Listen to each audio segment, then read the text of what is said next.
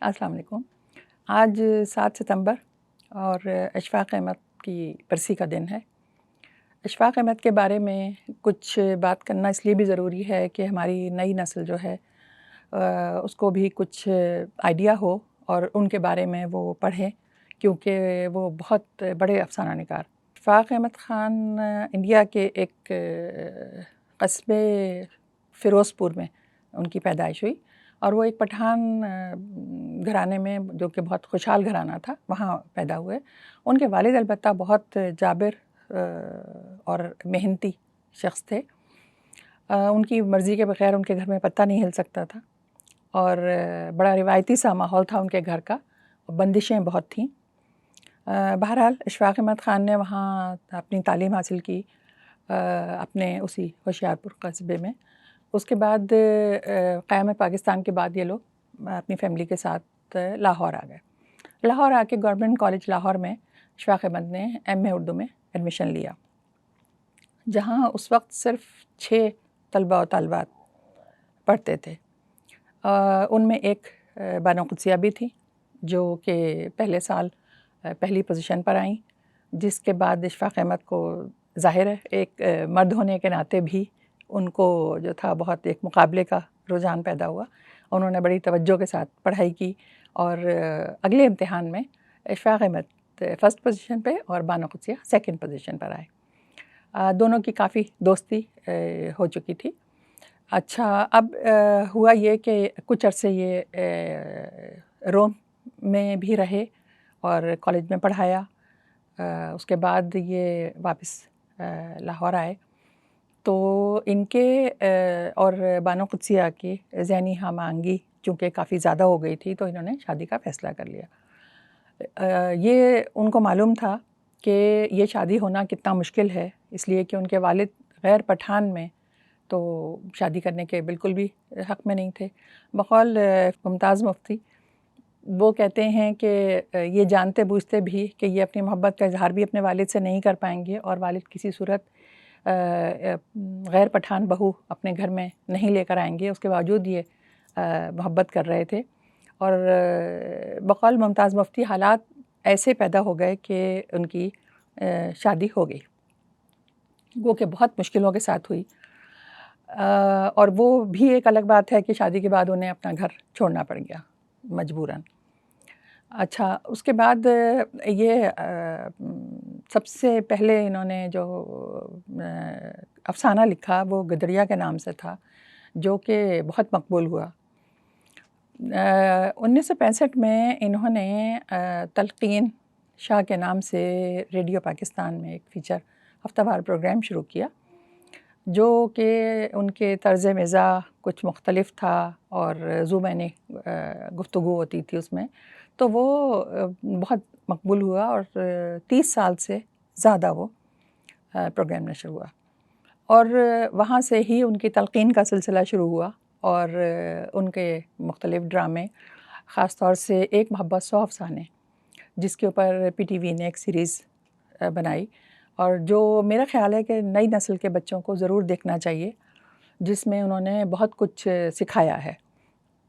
اسی سیریز میں 2 ڈرامے تھے، ایک طوطا کہانی اور ایک من چلے کا سودا۔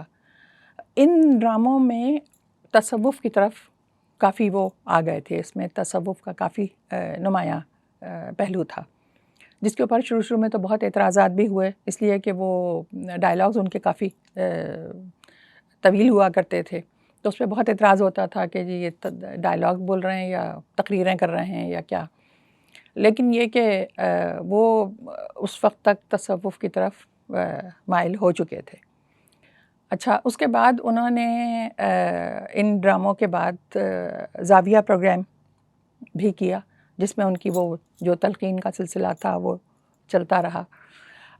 میری ان سے دونوں سے، بانو قدسیہ سے بھی اور اشفاق احمد سے 2 ملاقاتیں ہیں، اور یہ اس وقت کی بات ہے جب وہ بابا نہیں بنے تھے، بظاہر وہ بابا نہیں بنے تھے، وہ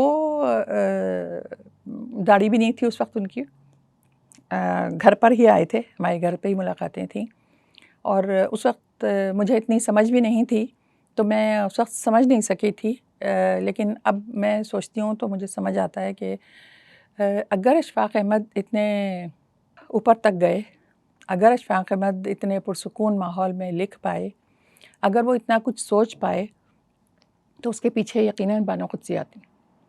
کیونکہ جو میں نے دیکھا، جب میں ان سے ملی اور میں نے دیکھا تو وہ مجھے کچھ اچھا نہیں لگتا تھا اس وقت، کیونکہ جس طرح بانو قدسیہ جی حضوری میں رہتی تھیں، اور جتنا وہ، حالانکہ وہ بہت سارے لوگ کہتے ہیں کہ وہ اشفاق احمد سے زیادہ اچھا لکھتی تھیں وہ، لیکن وہ جتنا ان کے بالکل پیچھے پیچھے پیچھے پیچھے رہتی تھیں، اور جتنا وہ سر جھکا کے، مجھے بڑی حیرت ہوتی تھی اس وقت انہیں دیکھ کر کہ یہ کیسے اس طرح رہ سکتا ہے کوئی.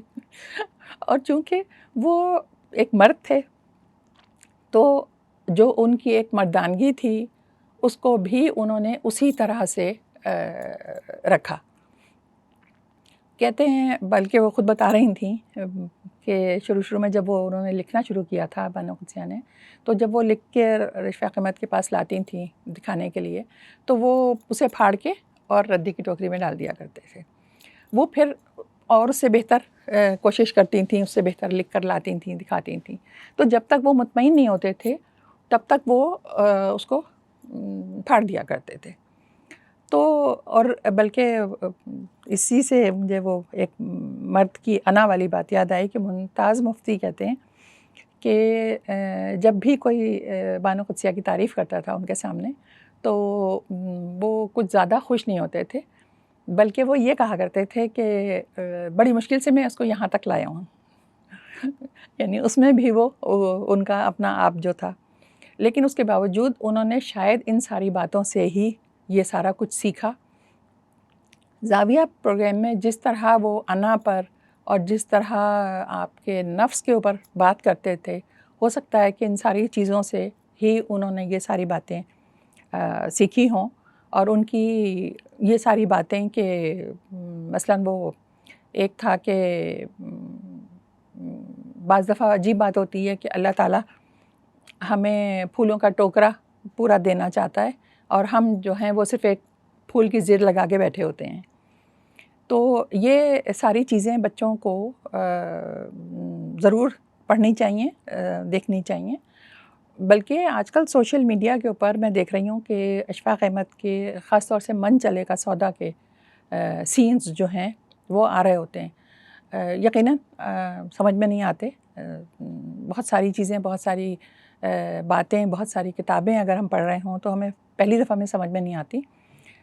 جیسے کہ وہ میں نے پڑھی تھی جب گدڑیا، تو پہلی دفعہ کچھ مزہ نہیں آیا کہ کیا ایک سکھ ٹیچر ہے، وہ مسلمان بچے کو پڑھا رہا ہے اور کس طرح پڑھا رہا ہے. لیکن جب آپ اس کی تھیم کے اوپر غور کریں تو پھر آپ کو اندازہ ہوتا ہے کہ یہ کتنی گہری بات تھی. راجہ گدھ بانو قدسیہ کی کتاب، اس کو میں نے پہلی دفعہ پڑھا تو بالکل سر کے اوپر سے گزر گئی، ظاہر ہے وہ ایج نہیں تھی. اس کے بعد پڑھا تو چونکہ کم عقل ہوں تو تھوڑی سی سمجھ میں آئی.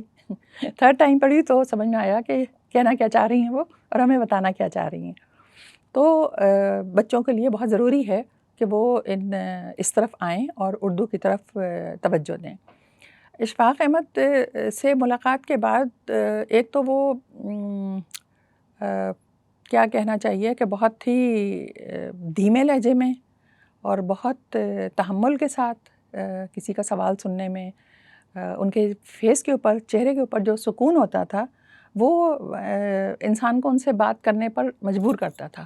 ان سے سوال کرتے ہوئے ڈر بھی نہیں لگتا تھا، اور اتنے پیار سے اور اتنے سمجھا کے وہ بات کرتے تھے کہ لگتا تھا کہ ہاں ہماری کوئی اہمیت ہے تو ہمیں وہ سمجھا رہے ہیں یا ہماری بات کو اہمیت دے رہے ہیں.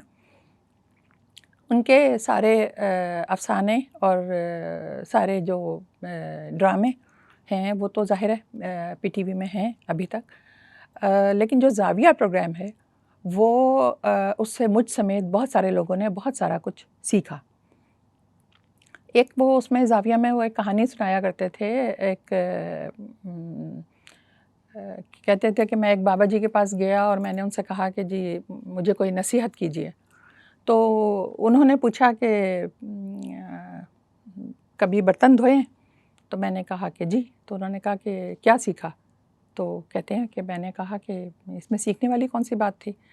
تو بابا جی نے کہا کہ برتن کو اندر سے زیادہ اور باہر سے کم صاف کرنا پڑتا ہے. اب یہ چیزیں جو ہیں یہ بچوں کو ضرور آنی چاہیے کہ اس کا مطلب کیا ہے کہ آپ کا باطن زیادہ صاف ہونا چاہیے.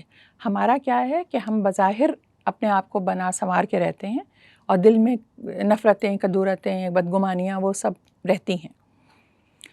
ایک جگہ پر وہ کہتے ہیں کہ کھانے میں پڑا ہوا زہر جو ہے اس کا علاج ممکن ہے، لیکن کانوں میں ڈالا ہوا زہر جو ہے اس کا علاج ممکن نہیں ہے.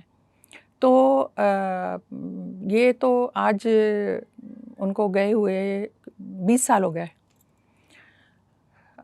2004 میں ان کا انتقال ہوا تھا. اور اس 20 سال میں میرا نہیں خیال کہ میں نے سوشل میڈیا پر کبھی بھی کوئی یا کہیں بھی کسی رسالے میں، کسی اخبار میں ایسا ہوا ہو کہ ان کا نام نہ آیا ہو. تو جو یہ اس طرح کے لوگ ہوتے ہیں ان کو یاد کرنا، ان کے بارے میں پڑھنا، ان کے بارے میں باتوں کو پھیلانا بہت ضروری ہے. مثلاً وہ کہتے ہیں، یہ بات تو ان کی بہت وہ ہے مشہور ہے کہ آسانیاں بانٹیں آپ. اس کے بارے میں وہ کہتے ہیں کہ اگر آپ کا کوئی کام کہیں پر اڑ جائے، کہیں پھنس جائے، اس کا مطلب ہے کہ آپ کی وجہ سے کسی کا کوئی کام پھنسا ہوا ہے، تو آپ آسانیاں بانٹیں گے تو ہی آسانیاں آپ کو ملیں گی. ان کو گئے ہوئے اتنا عرصہ ہو گیا اور آج بھی ادبی حلقوں میں بھی اور سب جگہ لوگ انہیں بہت عزت احترام کے ساتھ ہی یاد کرتے ہیں. اس لیے کہ ادیب تو دنیا سے چلا جاتا ہے لیکن تحریر ان کی زندہ رہتی ہیں اور ہمیشہ ہمارے پاس ہی رہیں گی. بہت شکریہ.